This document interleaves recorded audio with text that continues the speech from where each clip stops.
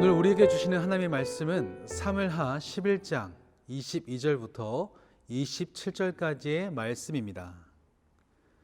전령이 가서 다윗에게 이르러 요압이 그를 보낸 모든 일을 다윗에게 아뢰어 이르되 그 사람들이 우리보다 우세하여 우리를 향하여 들로 나오므로 우리가 그들을 쳐서 성문 어귀까지 미쳤더니 활 쏘는 자들이 성 위에서 왕의 부하들을 향하여 쏘매 왕의 부하 중 몇 사람이 죽고 왕의 종 햇사람 우리아도 죽었나이다 하니 다윗이 전령에게 이르되 너는 요압에게 이같이 말하기를 이 일로 걱정하지 말라.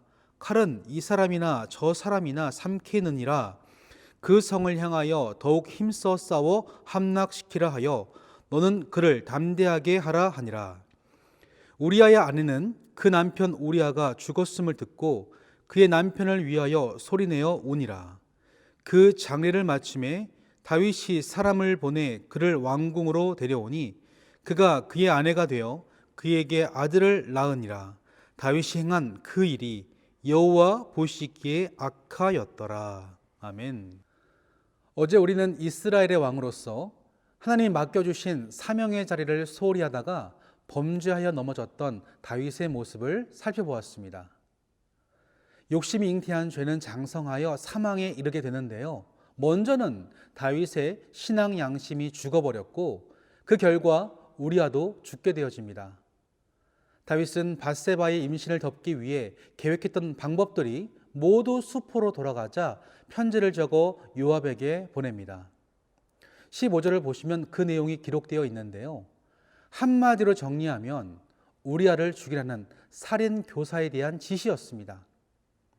우리아는 손에 쥔 편지가 자신의 살생부인지는 꿈에도 모르고 충직하게 요압에게 편지를 전달하였습니다. 요압은 사무엘서 전체 맥락에서 볼 때 꽤나 정치적인 계산에 밝은 유능한 인물로 보여집니다. 사실 충직한 부하 우리아를 사지로 내모는 일은 요압 편에서 볼 때 이해할 수 없는 명령으로 여겨질 만도 했죠. 그런데 그는 군소리 없이 다윗이 시킨 대로 합니다. 전장을 살펴서 가장 치열한 공방전이 벌어지는 곳에 우리아를 배치시켰고 끝내 우리아는 전사하게 됩니다. 요압은 다윗이 왜 그런 터무니없는 명령을 내렸는지 궁금했을 만도 합니다.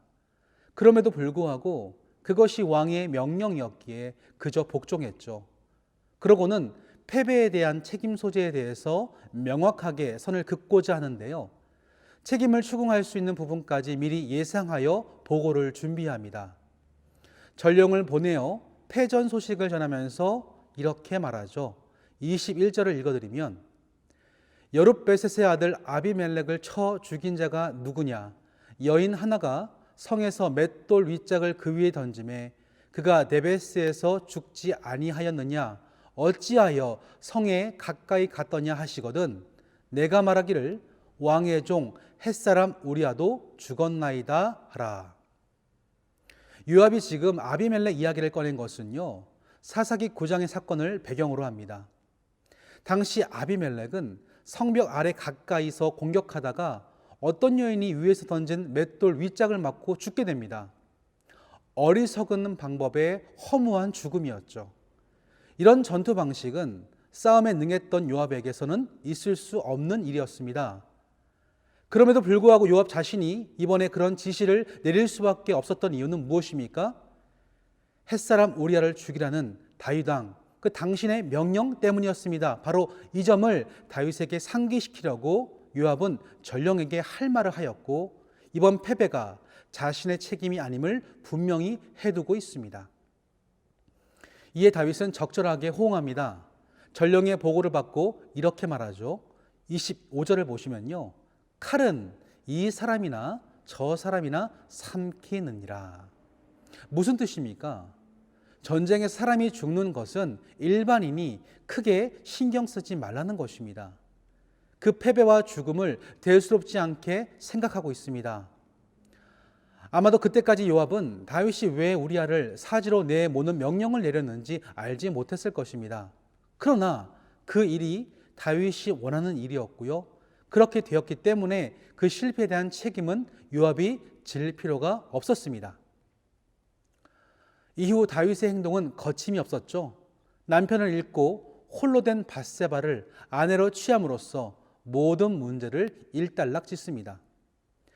만약 전후 문맥을 모르는 사람이 지금 다윗을 보았다면 어떻게 비춰지고 있을까요?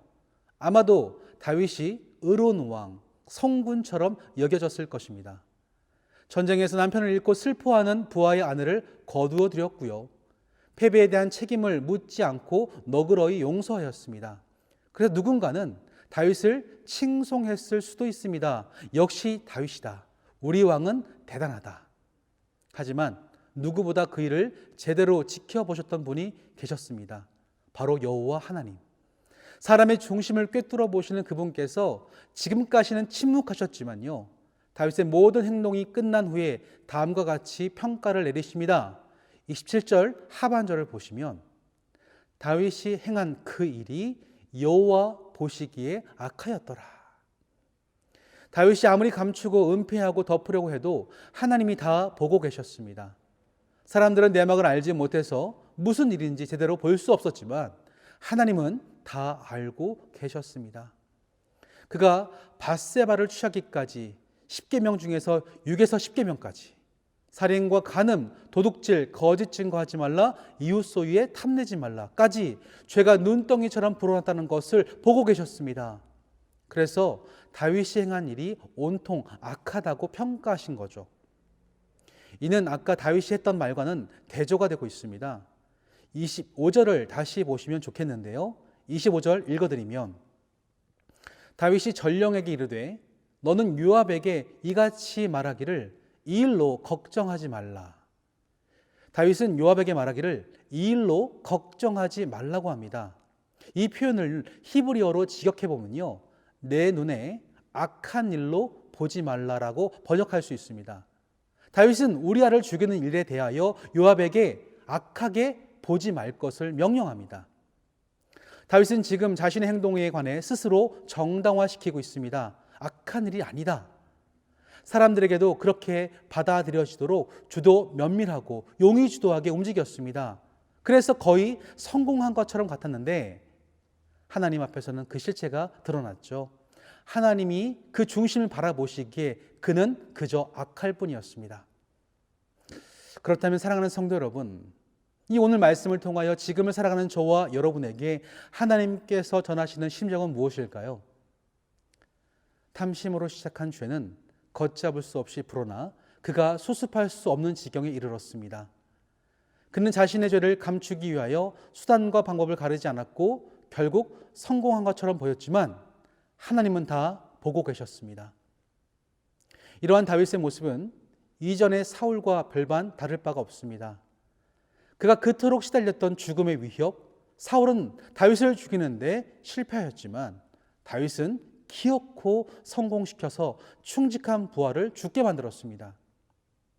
이러한 넘어짐은 우리도 예외가 아니겠죠.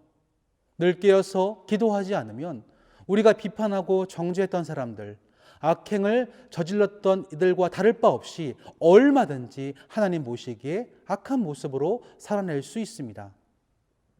잠언 6장은 말씀합니다.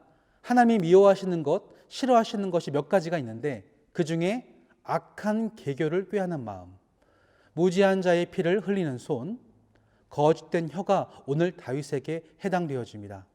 혹시 우리의 삶 속에서도 이런 악함은 없는지 오늘 말씀을 통하여 점검할 수 있기를 바랍니다. 혹시 우리 안에 추악하고 부족함들이 있다면 그냥 방치하지 마시고요, 눈덩이처럼 불어나기 전에 주님 앞에 엎드려 맡겨드렸으면 좋겠습니다. 왜냐하면 사람에게는 얼마든지 감출 수 있는 문제지만 하나님께서는 모두 다 알고 계시기 때문입니다. 그러한 주님께 겸손히 자신의 연약함을 회개하고 긍휼히 여김받을 수 있는 은혜를 누려주시기를 주님의 이름으로 간절히 축원합니다. 기도하시겠습니다. 은혜와 자비가 풍성하신 하나님 아버지, 오늘도 주시는 말씀을 통해 무뎌진 우리 심령을 다시금 일깨워 주심에 감사합니다. 살아가다 보면 우리 속에 끊임없이 튀어나오는 죄의 습관들을 마주할 때가 있습니다. 욕심이 잉태하여 죄를 짓고도 그것을 덮으려고 하는 인간적인 모습도 나타납니다. 하지만 그것을 이미 아시는 주님께 다시금 겸손히 엎드리기를 소원합니다.